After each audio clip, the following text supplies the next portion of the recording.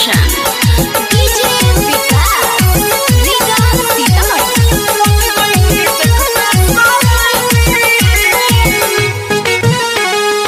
आप सुन रहे हैं अमित पटेल की आवाज में। बन गईनी देखते शराबी अखिया तोर गुलाबी, हाय बन गईनी देखते शराबी अखिया तोर गुलाबी। अरे पहले नजरिया में हम पे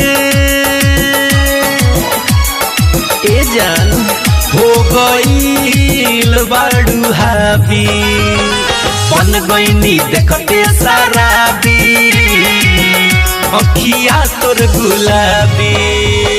हाय बन गईनी देखते शराबी डीजे विकास रीगा अखिया तोर गुलाबी।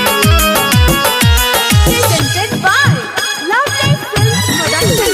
हर दिन भर रहती अखिए में डूबल करे मनवा हमार हो, ना जाने कैसन जादू चलैलू हो गईनी हम तो तोहार हो।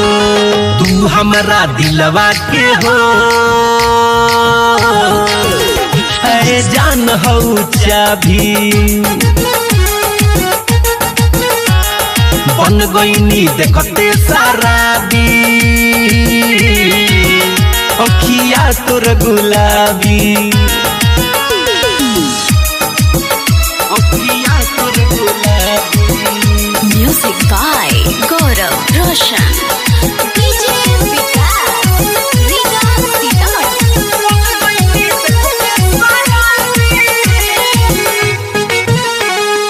आप सुन रहे हैं अमित पटेल की आवाज में।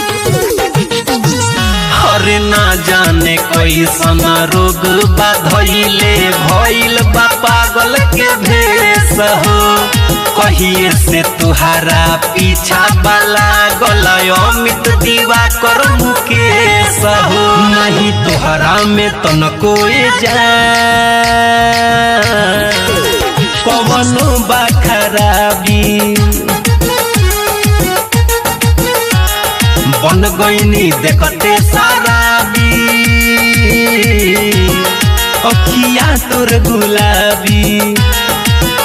अरे पहले नजरिया में हम पे